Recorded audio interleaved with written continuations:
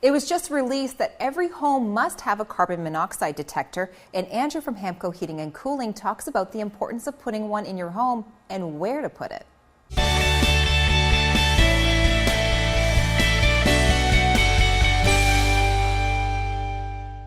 Andrew, we talk a lot about our heating and cooling system in our home. But what about carbon monoxide detectors? They're just as important. They're basically a safety device that's going to ensure that your appliances are working safely and they're compliant and you're not harming anyone in your home. And this is mandatory now that we This is now mandatory by law in the province of Ontario that you need to have one in your home.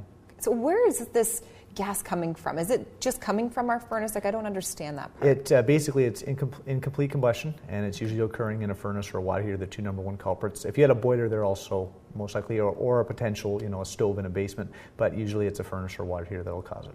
Where am I putting this detector? You're going to want to put it in the room that's very close to them. It's a plug that has power all the time. They're date stamped, where essentially it's going to last 5 years. So when you acquire them, there's usually a spot on them. In this case, you're going to write it on the top the day you've actually installed it, and then you're going to plug it in. There's also batteries in it. You should replace it. You can basically once a year work it into, same time you test a smoke alarm, you plug it in, press the button, ensure that it basically is going to make a loud beep. It works, and at that point, just keep your eye on it. And then after 5 years, replace it. Don't try to keep it or move it around the house. Get rid of it. Okay, so let's repeat again. We're putting this outside of the room? You want to contain it within the room that's near the furnace. So let's say if your furnace is in a small sheltered off room in the home, you'd want it there. If it's on a basement pathway on the way to the furnace, that's an ideal spot.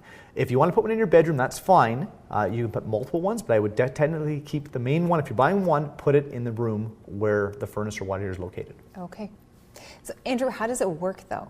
Essentially what it's going to do is carbon monoxide is odorless. Yeah. So this is basically designed that if it senses there's any levels of carbon monoxide, it starts to beep and progressively gets louder. Now every model is a little different, so if you have a higher end one versus a lower end one, some may have lights, some may just make a loud noise. Usually it's a loud chirping noise. It will vary depending on the model. This is not something you want to buy a bargain basement one. I would recommend spending a little more on one. It's a quality piece and it's important. It's for your safety.